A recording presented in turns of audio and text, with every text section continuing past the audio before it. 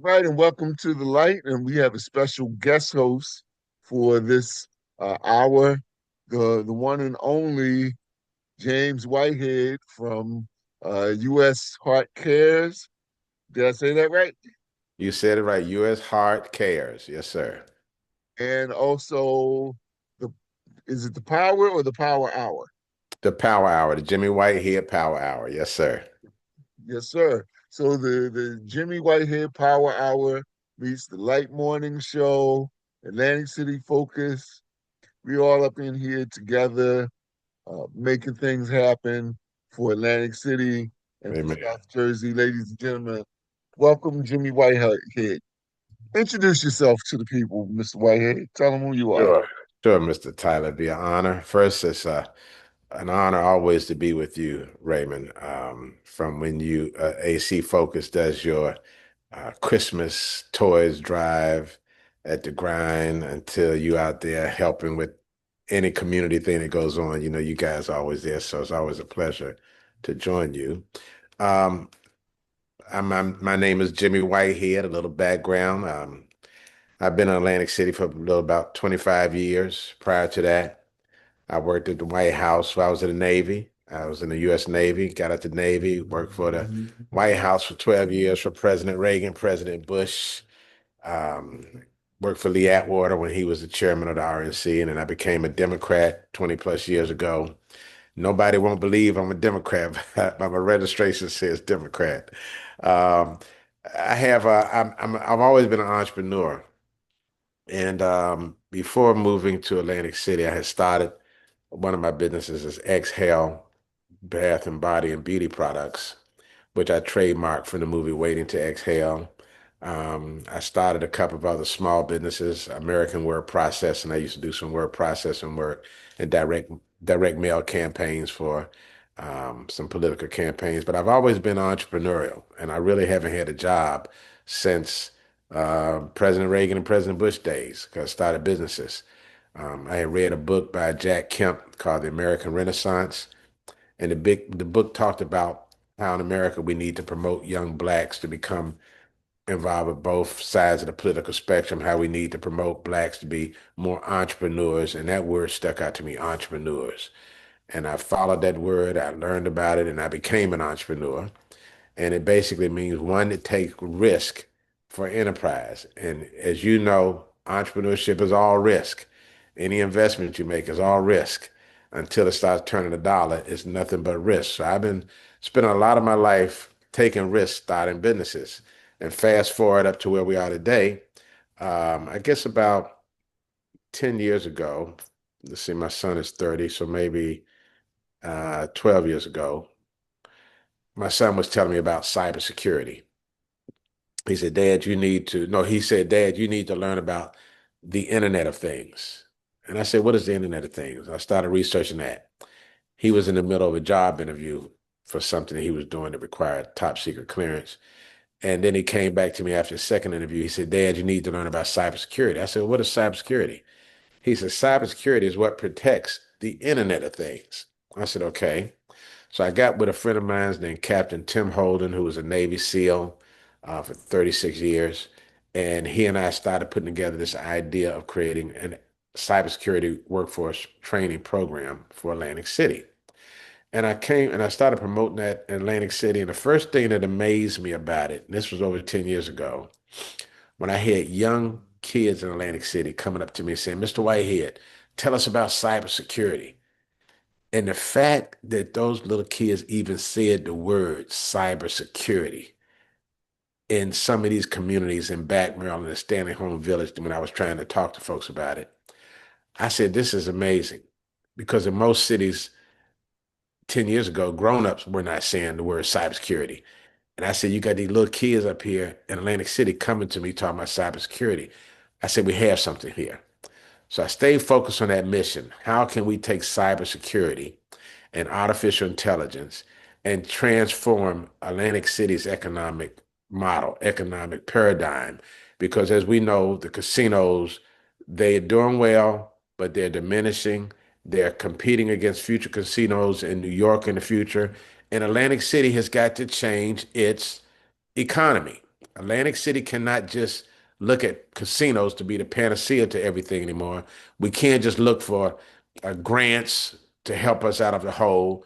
We can't just live under this environment of being the state controlling Atlantic City because we don't have a strong economy. We have to be proactive and create a new economic model for Atlantic City. So as I saw that this cybersecurity and AI was taking off, and it started gaining some gravity here. Along comes Congressman Jeff Van Drew, who had been watching what we were doing. He provided us with $1 million grant.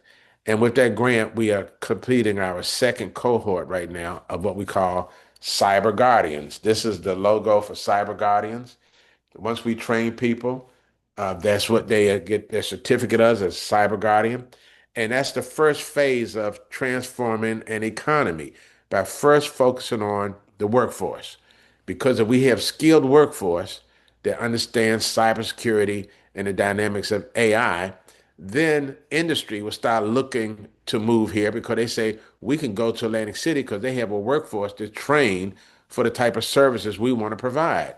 So with all that economic growth and the macroeconomic plan that we have, it brought us to this point of where on December 15th, I was thinking, and I was talking to a couple of other mayors, and the mayor of Margate, Michael Collins, was very excited. I was introduced to him by a doctor, my dentist, Dr. Joseph Baritone, who was excited about what we're doing.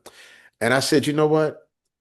Now that we have our foot on solid ground with this cybersecurity industry and workforce training, and we have expanded into another office, why don't we pull together these six cities, the six coastal cities of the Atlantic, Longport, Margate, Ventnor, Pleasantville, Atlantic City, and Brigantine. I say, why don't we bring these six cities together to collaborate inside the tourism district opportunity zone so that all six cities can take advantage and mutually benefit? For an example, let's say that hypothetically, let's say we got a grant for $600,000 for cybersecurity workforce training. And from our operation inside the opportunity zone, with this collaboration with the other cities, let's say that we allocate $100,000 worth of cybersecurity training in each city. So now each city is benefiting from this collaboration, this unprecedented collaboration. Or let's say that we create a new business inside the opportunity zone that is producing some level of cybersecurity or AI or semiconductor technology. And from A to Z, from the time we begin construction on the building to the time we have to finish the inside of the building to the time when we have employed people working in the building. Let's say that 60 jobs are created over the lifetime of this building. Well, we'll allocate 10 jobs per city. So now all 10 jobs are benefiting from an opportunity zone that's inside a tourism district that's inside Atlantic City because these other cities don't have opportunity zones. The only one that has an opportunity zone is Atlantic City. So we have to figure out a way that we can mutually benefit off of the opportunity zone that is in Atlantic City's tourism district, because right now that's a big agenda with this administration. Opportunity zones, affordable housing, and there's one more. There's one more, but see, opportunity zones, affordable housing, and public-private partnership collaborations. So we have encompassed all three of those factors into this initiative, and we're expecting a wonderful group of people to get together on the 15th at Resorts Casino, and it's kind of like a combination of a holiday breakfast and an economic development breakfast, and it's also ending the year in a high note in December with this collaboration and beginning the new year on a high note because January 24th we have our graduation of our second cohort of Cyber Guardians. So that's the way to begin a year, that's the way to end the year, and that's the way to begin the new year. Right. If you're just tuning in, you're listening to the Power Hour with Jimmy Whitehead here on the Light with Raymond Tyler. As Amen. we always tell you, it's your show, not ours. And I guess today is kind of Jimmy's show too. No, Thank no, you for no. that. Thank you for that wonderful background. You gave us a lot to chew on and to go Yeah. on. Um, if you don't mind, again, the what are you calling this breakfast? We call it the Atlantic Coastal Tourism District Opportunity Zone Breakfast. And that's on Atlantic, Tuesday. yeah, I'm yes, sorry, go ahead. Monday the 15th, Mo- 8:30 okay, a.m.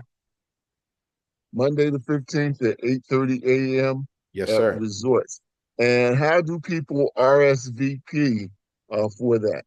Well, we're doing this as a holiday complimentary breakfast from U.S. Hard. So there's no cost, but you have to Okay. RSVP. You have to be on the list. And the way you get on the list, you send me an email at james.whitehead at us-heart, HART.org. Again, that's James, JAMES dot Whitehead, WHITEHEAD at US dash heart, HART.org. You send me an email, express your interest in attending, and you'll be joining us. We have about 15 seats left. So I would urge folks to get their email in, but it's going to be a fabulous holiday breakfast to talk about the future of our Atlantic coastal sister city relationship. And of course, you reserved this my spot for Atlantic City Focus, right? Absolutely. You always have a reserved spot at anything we do, brother. Absolutely. AC Focus helped us get here, you know? Well, and U.S. Heart Cares always helps Atlantic City. Amen. Listen, we're gonna break for a little bit of music, and when we come back, I'm going to start asking you some specific questions Sure. about cybersecurity and also about the breakfast. Yes, sir. But here's where you earn your keep as the co-host. What kind of music you like?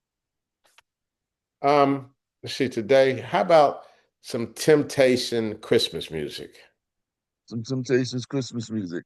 How about how about the song is so nice that I played it in the middle of the summer because Dennis Edwards passed away. Oh, And okay. it was when he passed away, even though it was a Christmas song, I had to put it in the mix. Let's do it. I'm talking about Silent Night. Do your thing. Okay, you want to announce the record or should I? You do it. You do it so well. Uh, Ladies and gentlemen, you're listening to The Light, powered by Atlantic City Focus, with special guest co-host James Whitehead in the Power Hour. My name is Raymond Tyler, and so glad to be with you this holiday season. Uh, Here is uh, Dennis Edwards, The Temptations, with the one and only Silent Night, right here on 91.7 WLFR Pomona and 106.5 WPPM.